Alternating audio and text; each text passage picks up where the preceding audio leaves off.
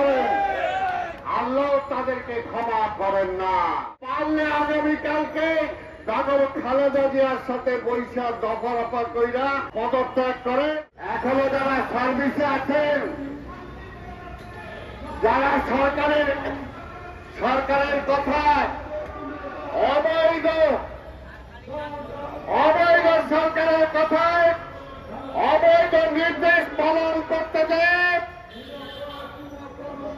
আজকে বিএনপি সহ আন্দোলনমুখী নেতা কর্মীদেরকে গ্রেফতার করছেন, গুলি করছেন।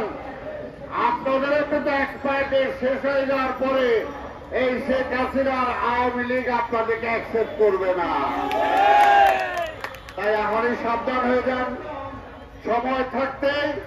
যেটা এর আগে বলছি, আপনারা ওই শেখ হাসিনার নির্দেশ অমান্য করার চিন্তায় ভয় পায় না। যদি অন্যায় আদেশ করেন, তার প্রতিবাদ করেন। ন্যায় আদেশ না দিলে সে আদেশ পাইবেন না। যেমনি ভাবে আওয়ামী লীগ ওবায়দুল কাদের বলতেছে, আপনারা অন্যায় করছেন, আপনারা কোর্টে যান, আপনারা জেলে যান, আওয়ামী লীগ কেন করবে? তাই ভাইরা আমার পরিষ্কার কথা, এই যে হাইকোর্ট, এই হাইকোর্টের প্রধান বিচারপতি ছিল সিনহা সাহেব, অনেক অন্যায় আদেশ দিয়েছেন, সরকারের মিথ্যা অনেক কিছু জায়েজ করেছেন, কিন্তু যেই মাত্র একটু চাঁদা পূরণ লাগছে তার পাছায় লাঠি দিয়ে বিদায় করে দিচ্ছেন। তার সম্মানের দিকে তাকান নাই। তাই আমরা বলতে চাই, এই দেশটা আমরা যুদ্ধ করে স্বাধীন করেছি। এই দেশের মানুষের মুখের দিকে তাকায় দেখেন, আমরা কি বলতেছি? আমরা একটাই দাবি,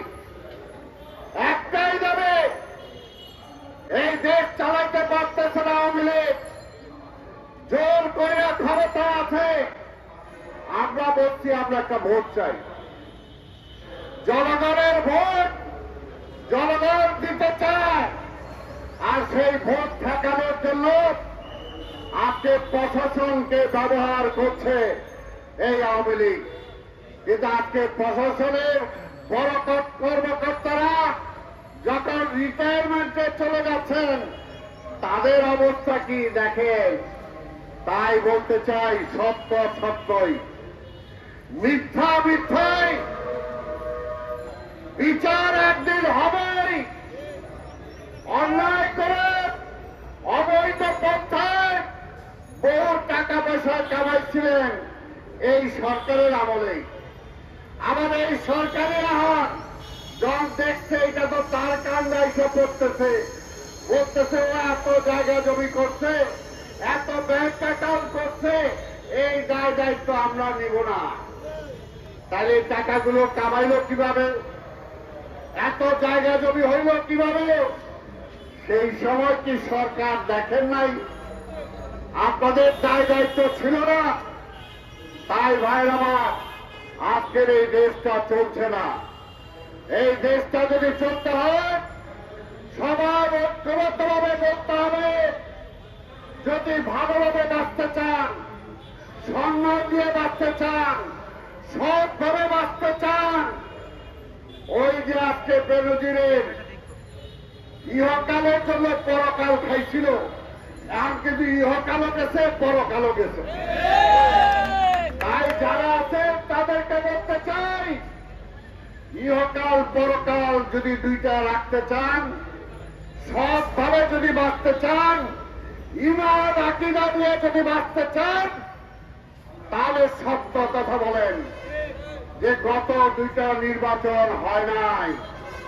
যেমনি ভাবে রাশেদ খান ম্যাডাম এর আগে নির্বাচনের ব্যাপারে পরিষ্কার বুকে হাত দিয়ে বলছিলেন, আমি এমপি হয়েছি, কিন্তু পাবলিক আবারে ভোট দিতে পারে নাই। তেমনি ভাবে এই প্রশাসনের যারা গত অবৈধ দুইটা নির্বাচনে আপনারা ভূমিকা রাখছেন, আল্লাহর হস্তে স্বীকারোক্তি দেন।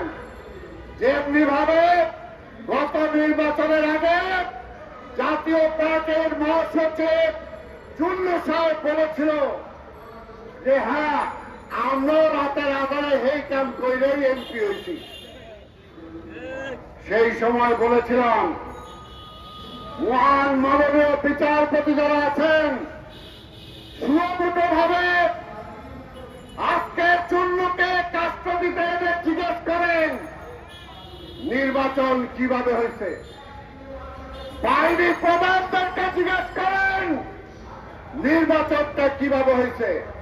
তারপরে সেই নির্বাচন বাতিল করেন, বাতিল করে অনতিবিলম্বে তত্ত্বাবধায়ক সরকারের অধীনে একটা নতুন নির্বাচন দেন।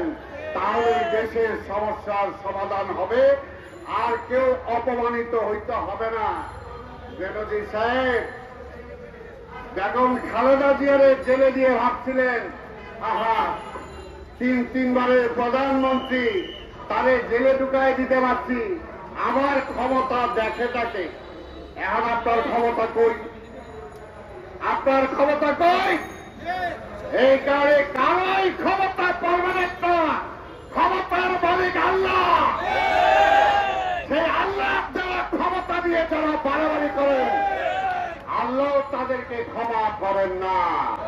তাই এখনো সময় আছে, মানে অনতিবিলম্বে পারলে আগামীকালকে বেগম খালেদা জিয়ার সাথে বৈশা দফা কইরা একটা পদত্যাগ করেন, একটা তত্ত্বাবধায়ক সরকার অধীনে নির্বাচন দেন।